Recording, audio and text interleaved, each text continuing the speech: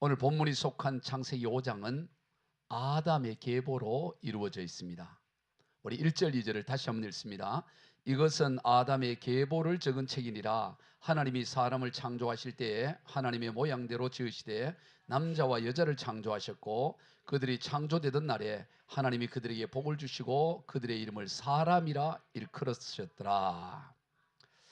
이것은 아담의 계보를 적은 책이라. 즉 아담의 계보에 대한 내용이 오늘 창세기 5장에 이루어져 있습니다. 아담은 모든 인류를 대표하는 사람이죠. 따라서 아담의 계보는 곧 우리의 계보이기도 합니다. 아담 이야기가 곧 우리 이야기인 거죠. 오늘 본문이 속한 창세기 5장은 처음 사람 아담에서 비롯해서 그의 10대 손인 노아에 대해까지를 기록하고 있어요. 그런데 이 계보에 보면 일정한 패턴이 반복되고 있습니다. 누가 누구를 몇 세에 낳고 누구를 낳은 후 몇 년을 지내며 자녀들을 낳았고 그가 몇 년에 죽었더라, 몇 세에 죽었더라. 이것이 계속 반복돼요. 누가 누구를 낳고 얼마를 살다가 몇 세에 죽었더라. 핵심은 누구를 낳았다는 것과 그리고 죽었다라는 거예요.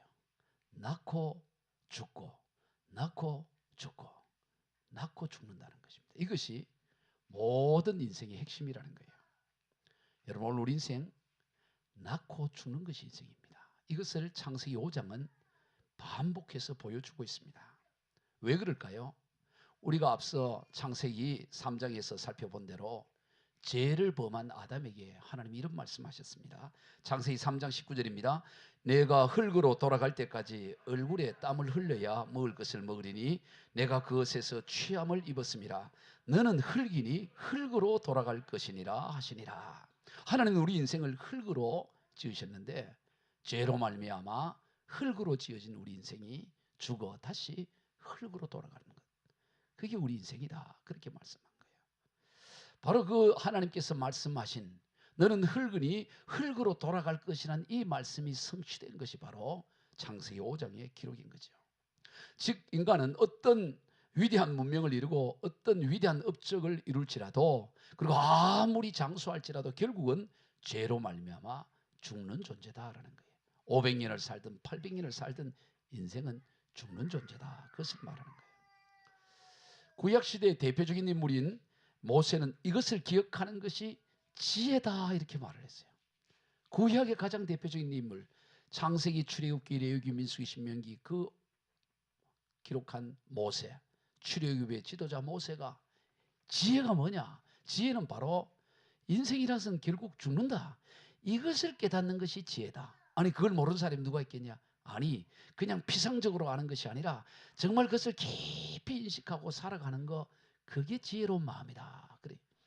이 모세가 쓴 시가 시편 90편인데 시편 90편에는 그 표제가 붙어 있어요. 하나님의 사람 모세의 기도 이렇게 하고 시편 90편이 기록되어 있는데 그 중에 일부를 보면 시편 90편 4절부터 같이 읽어봅니다.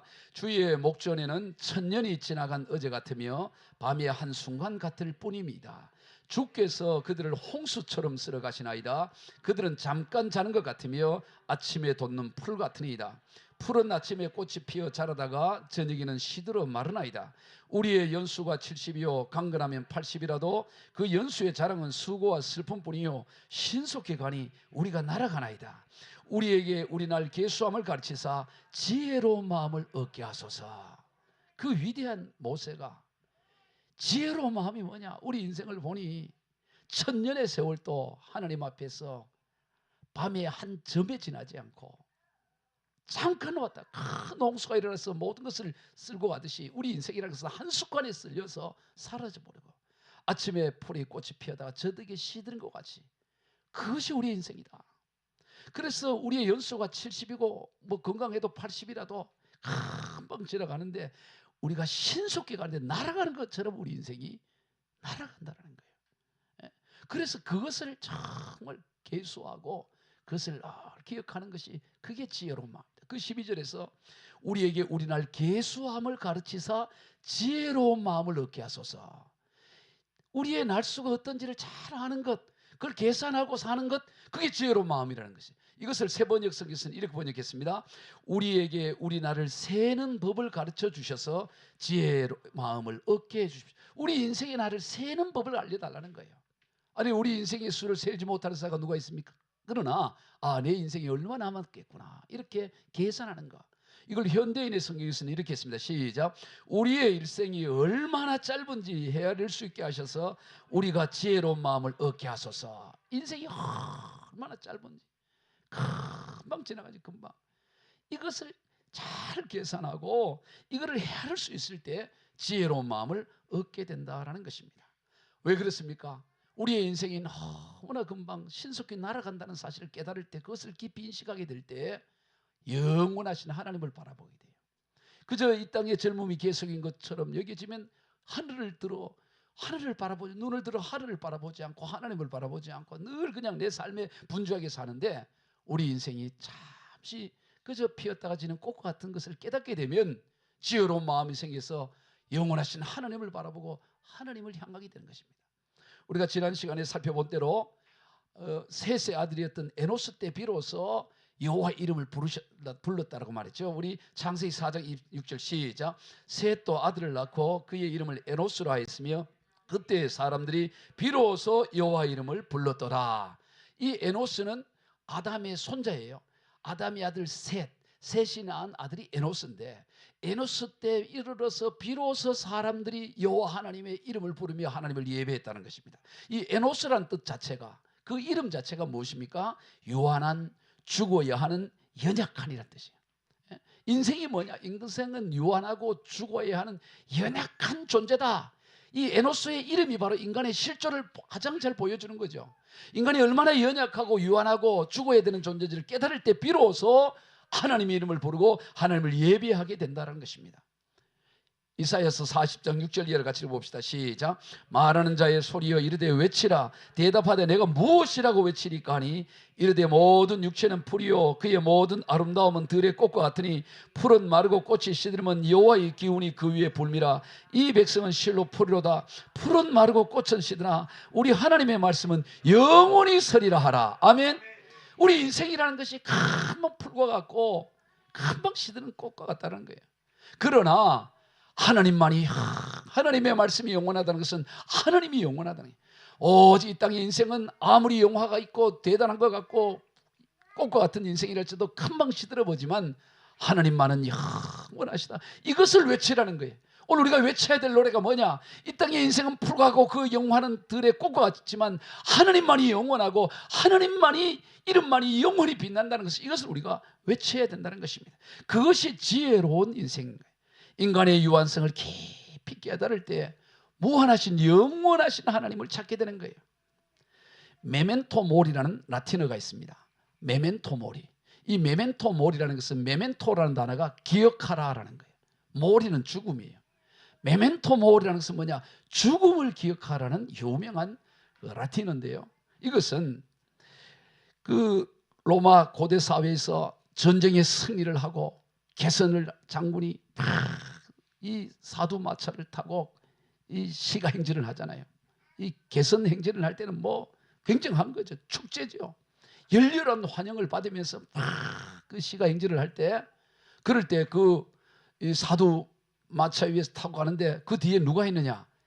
그 노예 하나가 그 옆에 서서 메멘토 모리, 메멘토 모리를 외치게 하는 거예요.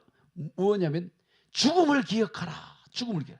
아니 이렇게 지금 개선 장군이 개선 행진을 하고 지금 막 이 군중들이 환호를 하고 소리를 치고, 그런데 마치 찬물을 기었듯이 노예 하나가 큰 소리로 메멘토 모리, 메멘토를 외치게 하는 거예요. 죽음을 기억하라, 죽음을 기억. 왜 그렇게 했을까요? 바로 이 지금 전쟁에 승리했다고 해서 막 이렇게 우쭐대고 너무 그러지 말라는 거예요. 죽을 수 있다. 너 그 다음 전쟁에 죽을 수 있어. 겸손해야 돼. 이것을 기억하도록 하기 위해서 바로 이 개선 행진을 할 때는 그 노예 중에 하나로 하여금 메멘토 모리를 외치게 하는 거예요. 그럴 때 그 교만하지 않고 우쭐대지 않고 이 전쟁에 큰 승리를 거둬도 그 다음 전쟁에 나가서도 겸손하고 또 승리할 수가 있다는 것이죠.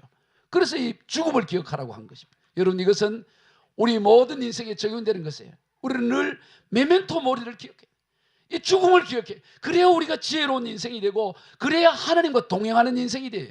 죽음을 생각하지 않으면 그저 내가 있는 거 그걸로 다 살아가려고 하지만, 우리가 이 메멘토 모리를 외칠 때, 생각할 때에 하나님과 동행하며 이 인생의 유한함을 깨달을 때 하나님의 무한함을 바라보고 영원하신 하나님과 동행하는 인생을 살아가는 거예요. 오늘 이 창세기 5장에 보면 일반적인 패턴에서 벗어난 인물이 나와요. 일반적인 것은 다 누가 누구를 몇 세에 낳고, 누구를 낳은 후에 몇 년을 지내며 자녀들을 낳았고, 그는 몇 살에 죽었다, 다 그렇게 하는데, 그 한 사람은 이 일반적인 패턴에서 벗어나요. 그가 누구입니까? 바로 에녹인 것입니다. 다 죽음의 행렬에서 몇 세에 죽었다라로 다 죽었다로 끝나는데, 이 죽음이라는 이 행렬에서 벗어난 에녹이 등장하는 거예요. 오늘 보면 21절로 24절 한번 읽어봅시다. 시작.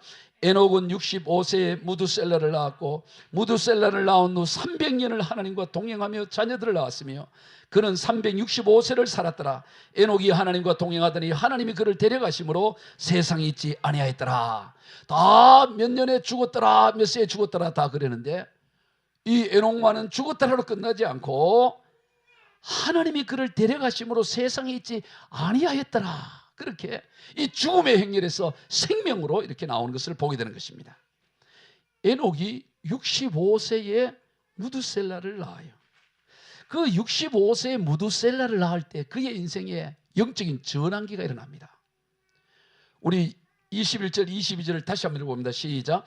에녹은 65세에 무두셀라를 낳았고, 무두셀라를 낳은 후 300년을 하나님과 동행하며 자녀들을 낳았으며. 자 보세요. 무두셀라를 65세에 낳았는데, 무두셀라를 낳은 후부터 300년 동안 하나님과 동행을 했다. 그렇게 기록해요.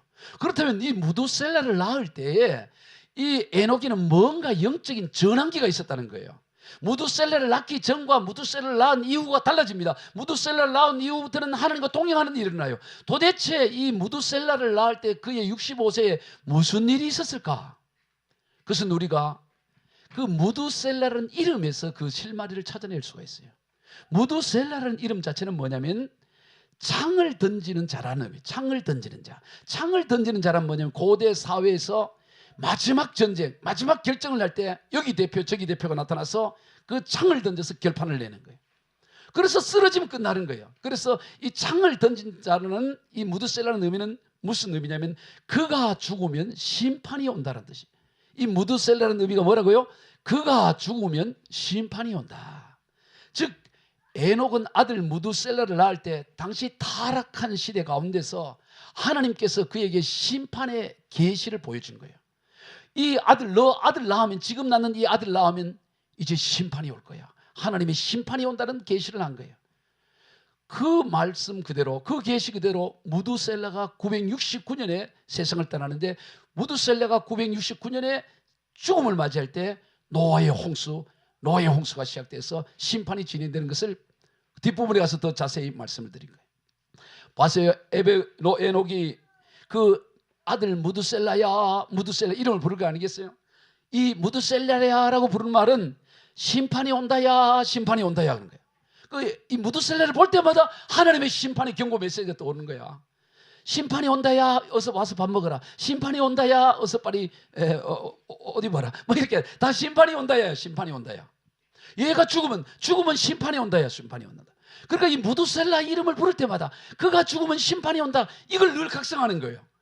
이 아이가 죽게 될 때 하나님은 심판을 하신다고 말씀하셔서, 그러니까 이 에녹이 어떻게 살았겠어요? 그 경건한 삶을 사는 거예요. 심판을 바라보면서 경건한 삶을 살았던 것이죠.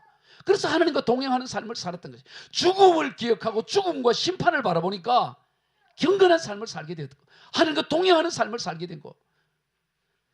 1949년 12월 22일 날 모스크바의 어느 한 광장에서 28살 난 도스토예프스키가 이 사형 집행을 당하게 돼요. 여러분, 28살 한참의 젊은 나이에 총살형으로 죽음을 당하게 된 거예요. 그 이유가 뭐냐면 당시는 제정 러시아, 황제가 러시아를 지배하던 시대인데, 바로 이 도스토예프스키가 이 정치 모임에 가입을 했는데, 이 정치 모임이 어떤 거냐면은 바로 이 반정부 급진 사회주의를 꿈꾸는 그 황제를 몰아내고 혁명을 꾀나는 거기에 그가 가입을 한 거예요. 그게 이제 발각이 돼가지고 거기에 관련된 사람들이 전부 총살로 다 죽게 된 거예요. 28살의 도스토옙스키가 그가 러시아 한 광장에서 사형돼서 이제 죽게 된 상황이 된 것입니다. 중앙에 기둥이 3개가 있어요. 3개가 있고 거기에 다 묶어놓고 총살로 이렇게 쏴서 죽이는데 사형수를 복을 입은 거죠. 근데 맞은편에 군인들이 이제 총으로 이제 쏠 준비를 하고 있는 것입니다. 이제 마지막 5분이 남은 거예요. 러시아 정교회 신부가 다니면서 이렇게 기도를 해주고 이제 끝나면 이제 총으로 쏴서 총살을 하는 거예요. 이 5분 이제 남은 거예요. 그때 이 도스토옙스키가 어떤 생각을 하느냐. 내가 이 5분을 어떻게 보낼까. 2분간은 함께 잡혀온 동료들에게 인사하는 것으로 보내고 그리고 또 2분간은 지나온 내 삶을 한번 돌아보고 나머지 1분간은 하늘을 바라보고 그리고 내가 인생을 맞이해야 되겠다. 그런 생각을 한 거예요. 그래서 이제 드디어 얼굴에 마지막 이제 죽게 되는 그런 상황이 된 거예요. 그리고 두건을 얼굴에 이제 씌우고 군인들이 이제 총을 겨냥하고 있는 거예요. 이 상황 가운데 이 28살 도스토옙스키가 이제 이분 친구들과 인사를 나누고 이제 마지막 죽음을 기다리는 이제 죽음 앞에서 한번 돌아보는 거예요. 왜 이렇게 됐을까? 내가 왜 이렇게 죽게 되었을까?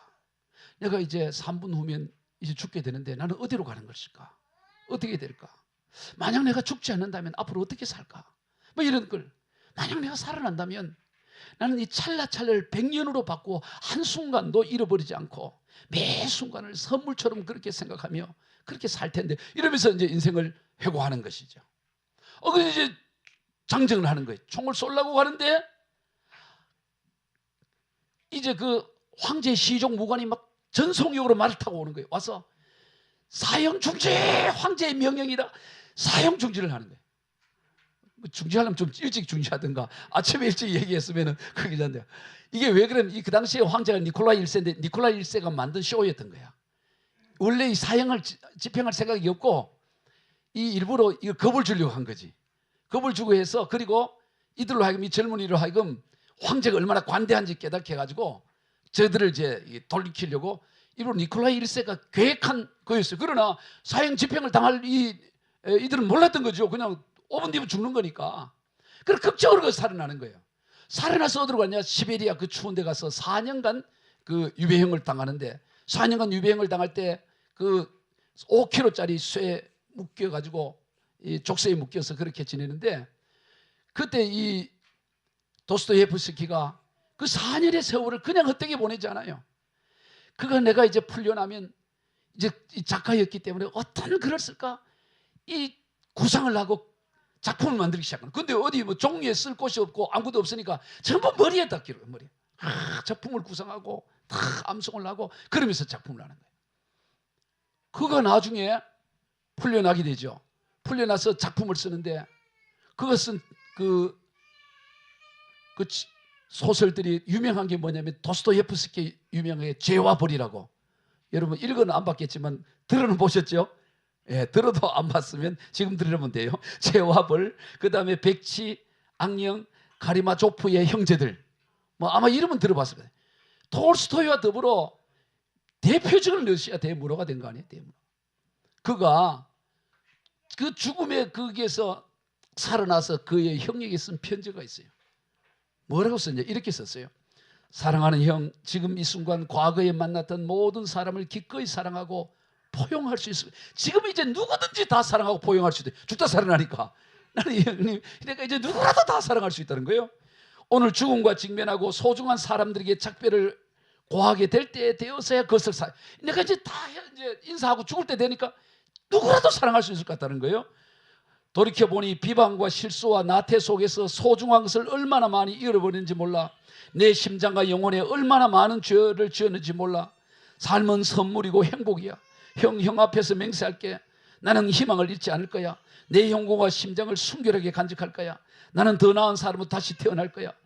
이렇게 편지를 쓴 거예요.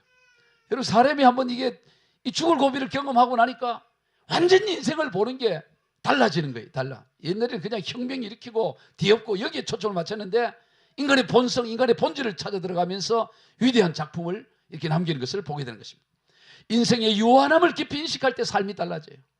우리 인생이 얼마나 유한하고 한계가 있다는 것을 깨달을 때 영원하신 하나님을 바라보게 되는 것이죠. 바로 이 오늘 본문의 에녹이 그러한 것입니다. 바로 이 무두셀라가 죽으면 하나님의 심판이 온다. 이거를 늘 인간의 한계, 인간의 인생을 깨달으니까 그런 인생이 달라지고 하나님과 동행하고 신약 유다서에 보면 이 에녹이 어떻게 살았냐가 이렇게 나옵니다. 유다서 1장 14절 이하를 같이 읽어봅시다. 시작. 아담의 7대 손 에녹이 이사람 대하여도 예언하여 이르되 보라 주께서 그 수많은 거룩한 자와 함께 임하셨나니 이는 무사람을 심판하사 모든 경건하지 않는 자가 경건하지 않게 행한 모든 경건하지 않는 일과 또 경건하지 않는 죄인들이 주를 거슬한 모든 완악한 말로 말미암아 그들을 정죄하려 하심이라 하였느니라. 이 유다서에서 이 에녹이 과거에 한 것을 기록해 놨는데 그는 경건하지 않는 세대, 그 타락한 세대, 그때 그들이 하나님의 심판이 임할 것을 경고하고 예언하고 메시지를 전했다. 그렇게 말씀하고 있는 것입니다. 그래서 이 에녹은 하나님의 심판이 임할 것을 알았기 때문에 그런 경건한 삶을 살고 자기만 경건할 뿐만 아니라 경건하지 않는 사람에 대해서 하나님의 심판의 경고의 메시지를 전했다는 것이죠. 그리고 실제로 무두셀라가 죽던 해에 노아의 홍수가 일어나요. 자, 이걸 수학적으로 제가 이렇게 계산을 해봤는데요. 여러분, 무두셀라는 우리가 종종 성경 퀴즈 대회 할 때 인류 사상 가장 오래 산 사람 이름 가지고 퀴즈 내죠. 예, 그래서 무두셀라가 제일 오래 산 건 알고 있죠. 예, 무두셀라. 나이는 몇 살인지 잘 모르더라도 무두셀라가 몇 세까지 살았냐? 969세까지. 제일 오래 살아요. 960. 아니, 어떻게 지금 그렇게 오래 살아요? 그거 지금 따지지 말자. 그거 설명하려면 또 시간이 있으니까. 일단 성경이 그렇게 기록했다고 일단 믿고, 예? 그 당시에는 그 사회는, 초기 사회는 원래 인간은 하나님이 영원히 살도록 창조한 존재였기 때문에 그 당시에는 그렇게 오래 살 수 있는 상황이 된 거예요. 모든 환경이라는 것입니다. 그거는 논외로 하고, 그럼 왜 그렇게 무두셀라가 오래 살았냐? 다른 사람보다 왜 그렇게 제일 오래 살았냐? 그것은 뭐냐면 무두셀라가 그가 죽으면 하나님의 심판이 온다. 그렇기 때문에 하나님 뭐예요? 오래 기다려준 거야. 길게 기다려준 거지. 왜냐면 그가 죽으면 심판이 오니까. 그래서 제일 오랫동안 사는 거예요. 그러면 그의 96세는 어떻게 되냐? 제가 다 적어왔어요. 어떻게 되냐 보세요. 이 무두셀라가 187살에 이 라멕을 낳아요. 라멕 187세. 그러니까 여러분 80세 희망 가져요. 187세도 라멕을 낳았다고. 아들을 187세에 낳고, 라멕은 몇 살이 낳냐? 182세에 노아를 낳아. 그럼 노아가 600세가 됐을 때 대홍수가 나요. 자, 그러면 187, 182, 600을 하니까 얼마가 돼요? 969세 딱 떨어지잖아.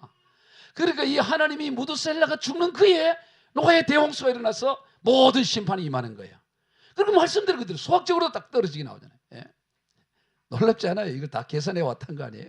예. 그러니까 여러분, 하나님의 심판이 임한다는 걸 알게 되니까, 그러니까 오늘 우리 인생이 달라지는 거예요. 하나님과 동행하는 인생이 되는 거예요. 이 심판당할 것에 거기에 미련하고 거기에 연연하지 살지 않고 영원하신 하나님 바라보면서 하나님과 동행하는 인생이 되더라라는 것입니다. 우리가 이 에녹의 삶을 통해 깨닫게 되는 또 하나의 교훈은 뭐냐?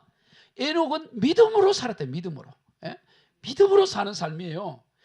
이 히브리서 기자는, 이 히브리서 11장은 믿음장인데 믿음의 영웅들을 기록하면서 에녹을 믿음의 영웅으로 이렇게 설명을 하는데, 에녹이 어떻게 믿음으로 살았는지를 설명하면서 그 하나님과 동행하고 죽음을 맛보지 않고 하늘에 올라갔냐? 그건 믿음이라고 얘기하는데, 우리 히브리서 11장 5절부터 6절을 읽어봅시다. 시작. 믿음으로 에녹은 죽음을 보지 않고 옮겨졌으니 하나님이 그를 옮기심으로 다시 보이지 아니하였느니라. 그는 옮겨지기 전에 하나님을 기쁘시게 하는 자라 하는 증거를 받았느니라.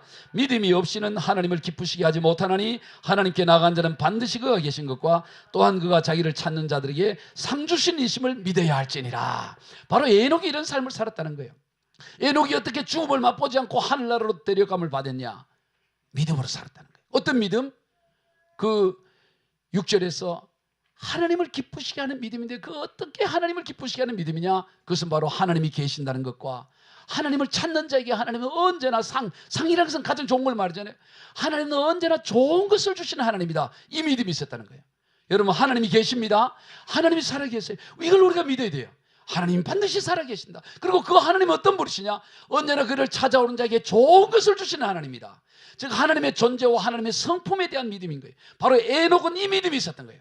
하나님은 살아계시고 하나님께 나아가기만 하면 하나님은 언제나 좋은 것을 주시는 하나님, 그 믿음으로 나아갔다는 것이죠. 그래서 우리가 마태복음 7장 11절 같이 읽어봅시다. 시작.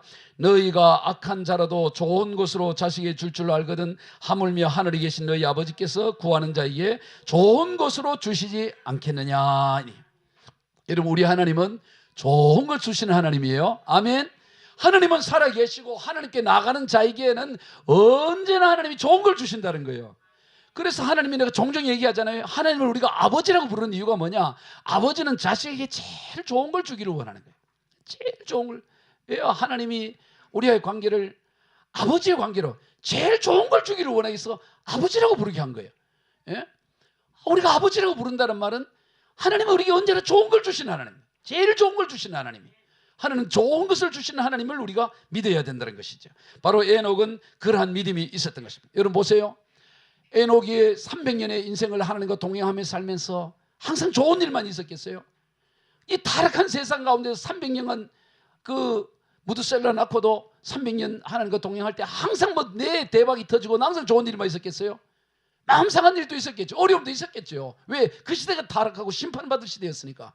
그러나 그 가운데서도 이 에녹은 절망하지 않고 하나님은 살아계시고 하나님께 나가면 하나님은 언제나 좋은 것을 주신 좋은 아버지, 하나님을 아버지라 부르는 자는 좋은 일이 있으리라, 많이 있으리라.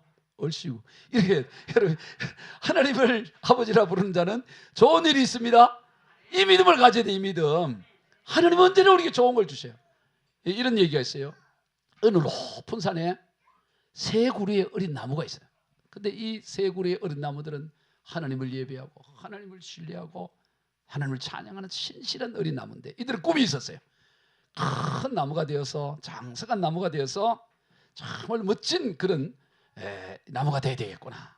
근데 이 첫 번째 나무는 꿈이 뭐냐면, 자신은 나중에 큰 나무가 되어서 베어져서 정교하고 조각된 보물 상자가 돼야 돼요. 좋은 보물 상자가 되는 그런 나무가 돼요.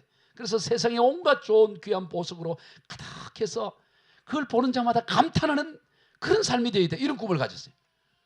두 번째 나무는 어떤 꿈을 가졌냐? 나는 큰 나무가 돼가지고 나중에 베어져서 큰 범선이 돼서 큰 배가 돼가지고 거기에 왕과 귀족들을 싣고 세상을 호령하는 그런 배가 되어야 되겠다. 이런 꿈을 꾼 거예요. 세 번째 나무는 어떤 꿈을 갔냐? 나는 그냥 베이지도 않고 서서 하나님을 드러내며 나를 보는 자마다 하나님의 살아계심을 나타내는 산꼭대에서 그런 이 나무가 되어야 돼. 이런 꿈을 가진 거예요. 그래서 하나님 그렇게 해달라고 기도한 거예요. 근데 어느 날 나무꾼들이 올라와서 나무를 벤 거예요.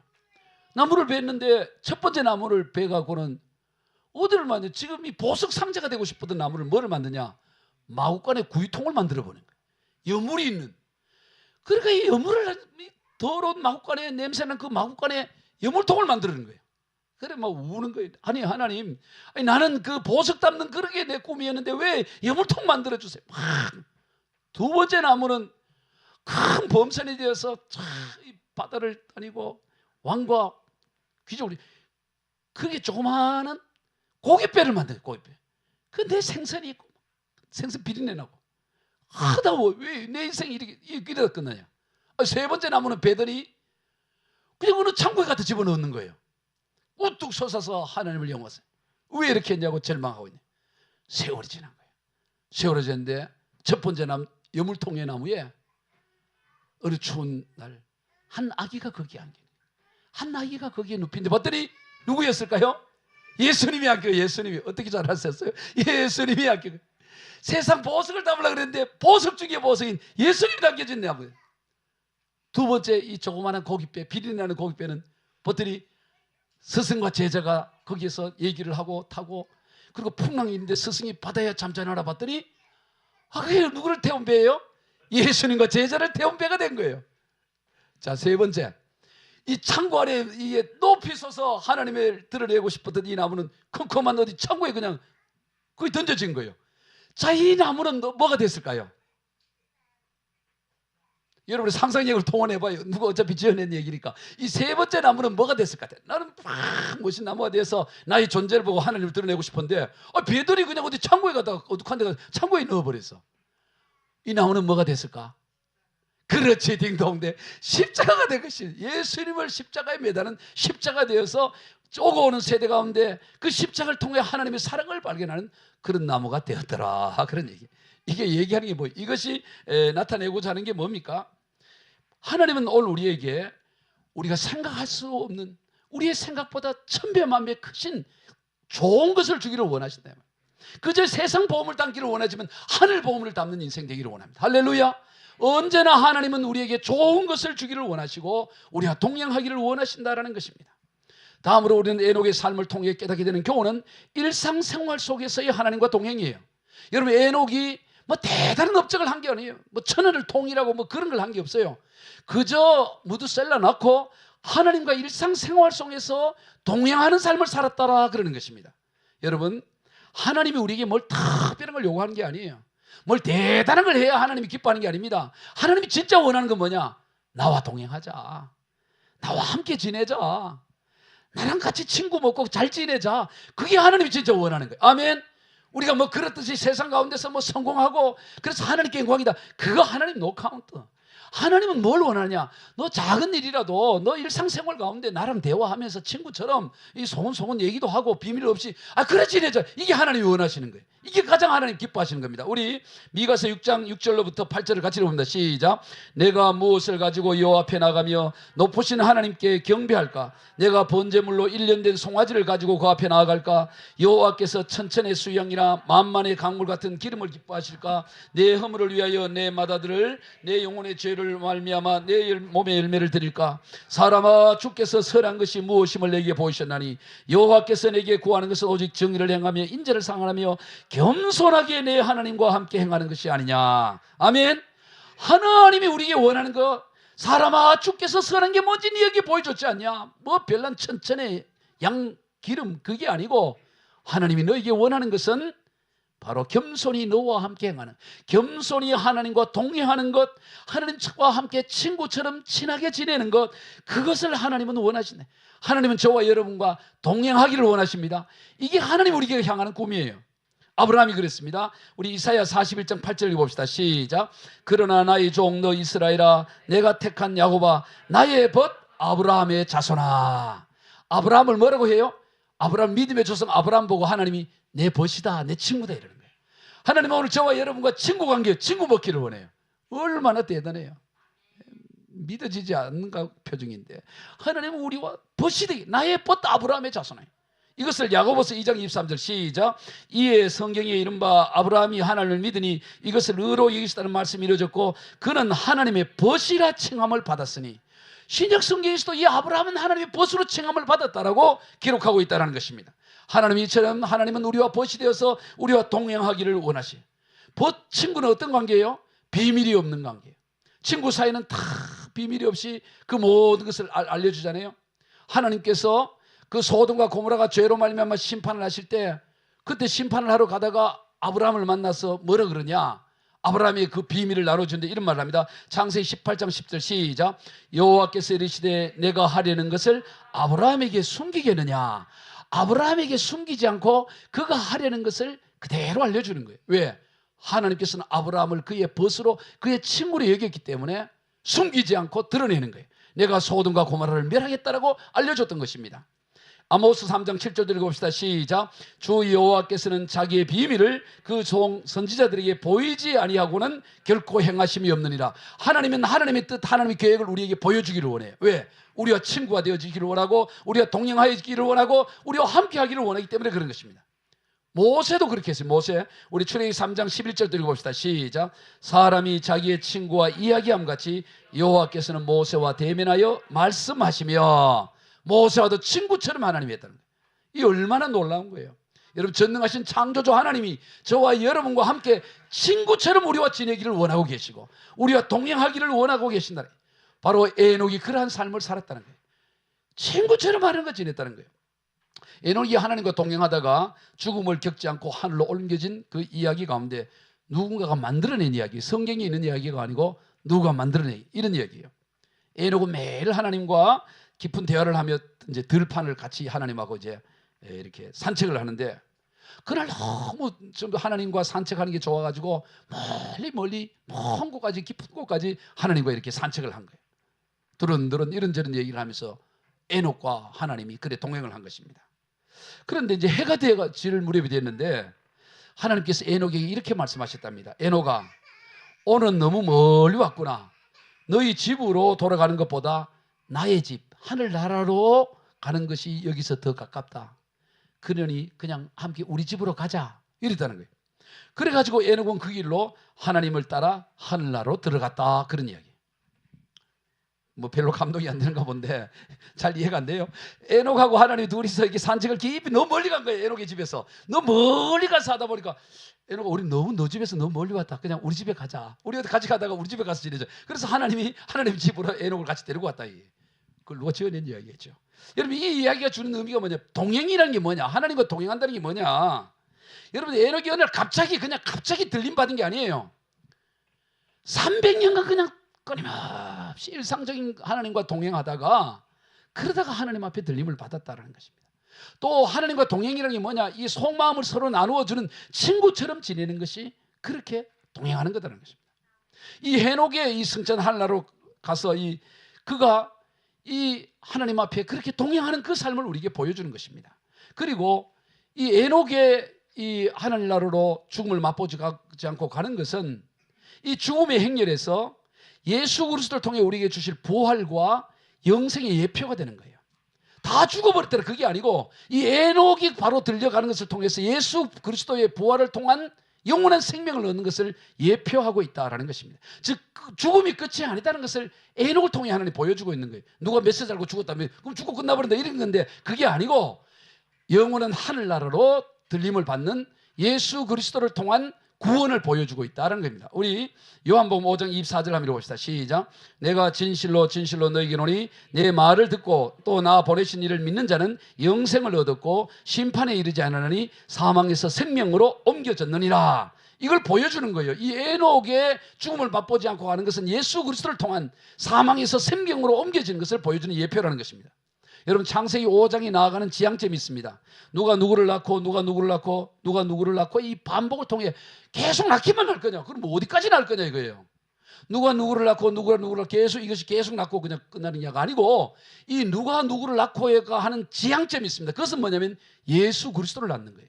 예수 그리스도를 낳는 데까지의 이 줄기를 보여주고 있는 것이 바로 이 창세기 5장의 내용인 것입니다. 오늘 본문의 이 아담의 계보는 궁극적으로 노아를 거쳐 아브라함과 예수 그리스도에게로까지 이어지는 구원의 줄기를 보여주는 거예요. 우리 마태복음 1장 1절과 2절 이하 쭉 마태복음 1장에 나온 내용을 다시 한번 읽어봅시다. 시작. 아브라함과 다윗의 자손 예수 그리스도의 계보라. 아브라함이 이삭을 낳고 이삭은 야곱을 낳고 야곱은 유다와 그의 형제를 낳고 16절. 야곱은 마리아의 남편 요셉을 낳았으며 마리아에게서 그리스도라 칭하는 예수가 나니라. 여러분, 마태복음 1장도 보면 누가 누구를 낳고 쭉 나오잖아요. 근데 이 누가 누구를 낳고의 핵심이 뭐냐? 바로 예수 그리스도를 낳았다. 여기에 도달하는 거예요. 근데 누가복음 3장은 그 예수님의 계보를 하는데 이거는 반대로 해요. 밑에서부터 위로 올라갑니다. 자, 누가복음 3장 23절부터 읽어봅시다. 시작.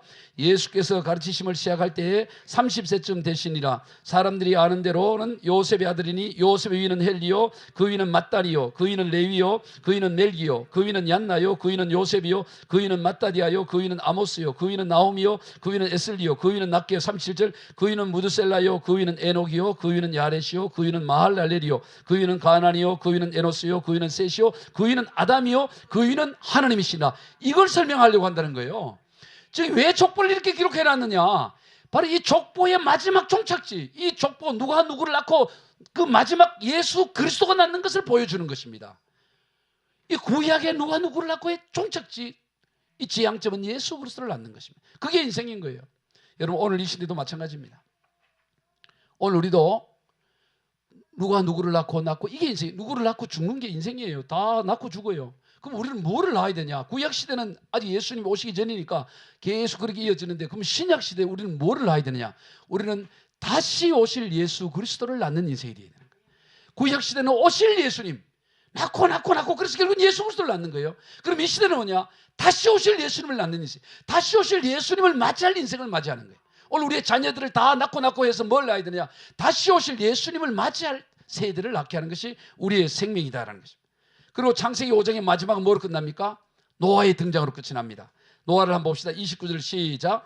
이름을 노아라 하여 이르되 여호와께서 땅을 저주하심으로 수고롭게 일하는 우리를 이 아들이 안위하리라 하셨더라. 이 노아의 이름은 안위, 안식, 위로라는 의미인데 하나님께서는 이 저주받은 죄로 말미암아 저주받은 땅 가운데서 거기에서 수고롭게 하는 인류에게 노아란 새로운 안식과 소망의 길을 열어주시는 것으로 5장이 끝이 나는 것입니다. 이것은 결국 우리에게 참된 안식을 주실 예수 그리스도를 예표하는 거예요. 여러분, 말씀을 정리합니다. 아담의 계보는 오늘 우리의 계보이기도 한 것입니다. 아담의 죄로 말미암아 모든 인생을 죽어요. 결국 다 죽습니다. 그러나 그것이 끝이 아니라는 것입니다. 에녹처럼 하나님과의 동행을 통한 죽음을 넘어서는 소망이 있고요. 바로 그 죽음을 넘어서는 그 소망은 예수 그리스도를 낳게 하는 단계까지 가는 것입니다. 예수 그리스도를 통하여 바로 죽음을 넘어서는 것을 이 바로 창세기 5장의 아담의 계보가 우리에게 보여주는 것입니다. 우리 모두 예수 그리스도로 말미암은 생명이 이르는 삶이 다 되시길 주 예수 그리스도 이름으로 축복합니다. 기도하겠습니다. 하나님 감사합니다. 오늘 명절 시작되는 이날에 하나님, 우리가 주님 앞에 나와 예배하게 하여 주시고 우리 인생이 300년을 살든 500년을 살든 1000년을 살든 만년을 살든 다 결국에는 죄로 말미암아 죽어야 되는 존재임을 오늘 창세기 5장을 통해 깨닫게 하시니 감사합니다. 이 죽음으로 끝나는 인생이지만 그것이 다 끝나는 것이 아니라 에녹처럼 영원한 생명으로의 길이 우리에게 있음을 기억합니다. 낳고 예수 그리스도를 낳는 그 창세기 5장의 내용처럼 오늘 신약에 우리는 다시 오실 예수님을 낳는 인생들이 되게 하여 주옵소서. 그래, 영원한 생명에 이르게 하여 주옵소서. 축복하며 예수님의 이름으로 기도드리옵나이다. 아멘.